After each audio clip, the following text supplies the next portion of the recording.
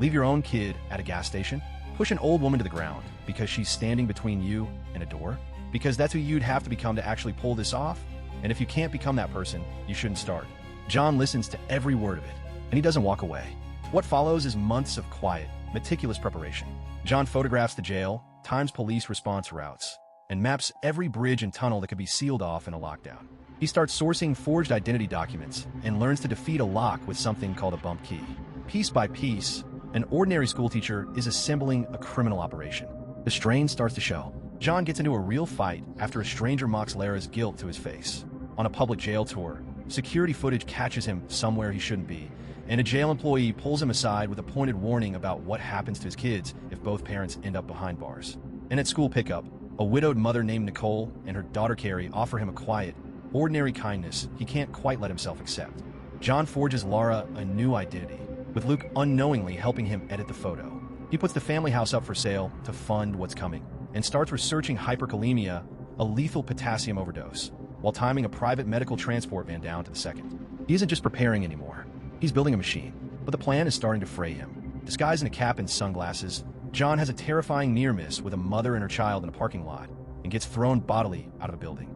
He isn't as invisible as he thinks, and neither the police nor ordinary strangers are going to stop noticing him. It boils over in a prison visitation booth. Lara accuses John of never once asking whether she actually did it. Well, then you'd be wrong, she says, and doesn't explain what she means.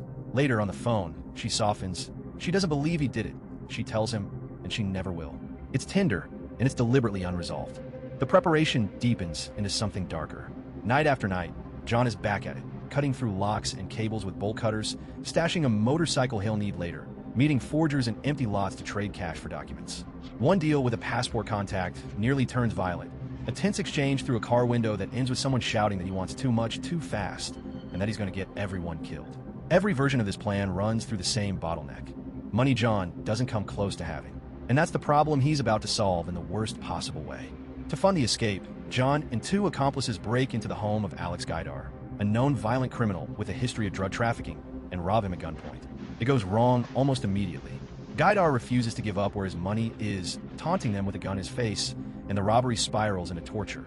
Threats, a lit stove, his own son awake somewhere upstairs the entire time. Someone in that house ends up critically hurt. The crew flees with a safe full of cash, but whatever line John thought he wouldn't cross to save his wife, he has already crossed it. And this is where we come back to the beginning. That man in the car, gasping that he can't breathe, that's the aftermath of this robbery, playing out in full. Police, fire crews, and forensic photographers swarm the scene.